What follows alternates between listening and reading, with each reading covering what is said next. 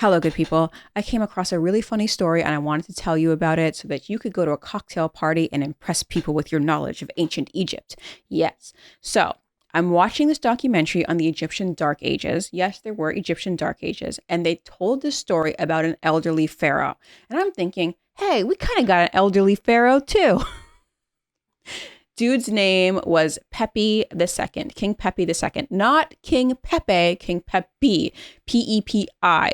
And he had what was the longest reign. They said it was 90 years, but other sources say it was around 65. Okay. So they're coming upon this period of climate change. The Nile floods every year. It gave them really good silt on the soil so that they could, do agriculture, have a good life, have a rich life. And there was a period of climate change with the Nile, and that was going to stop. It was going to stop for about 100 years. And people were really concerned. They're like, we're starving. This hasn't happened before. Okay, well, the king is divine. The pharaoh is divine. And it just so happens that this year was the Pharaohs Jubilee, and this is called the Hebsed. The Hebsed, and it's sort of a celebration, and it's a very interesting event. It goes back for thousands of years and continued up until the Roman conquest. I don't know if you're familiar, but Rome conquered Egypt. About the time when Rome was doing everything, they were just going out around the world. The most interesting time in Rome, so around the time of Christ. It's just the most interesting time probably ever. Anyway, we're not going to go into that. Anyway, so up until the Romans conquered Egypt, they had this event where the pharaoh would have to run around this track 8 times. So 4 times for the kingdom of the north and 4 times for the kingdom of the south. And that would show the people that the pharaoh is still vigorous, that he's still active, that he can still rule. And they're supposed to do this after the pharaohs ruled for 30 years and then do it every 3 years after that. Now, did they do that exactly? The timing, it depended on the pharaoh and what have you. They wear this kilt and they have an animal tail on the back of it, and it's a big event and people can come see their beloved pharaoh.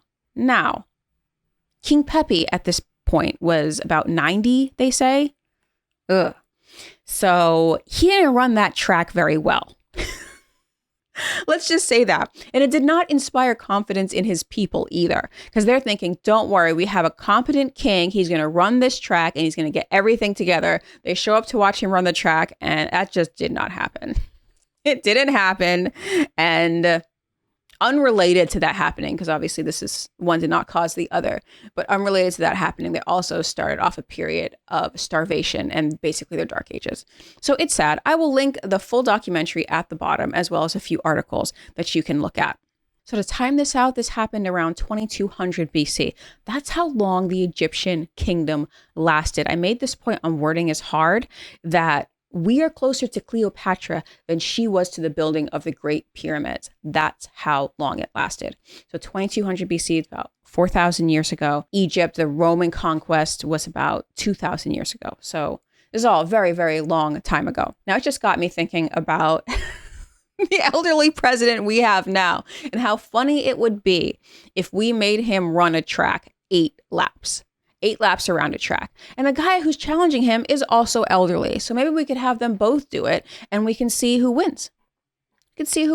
I feel that this would be a smoother 2024 election than what is about to happen.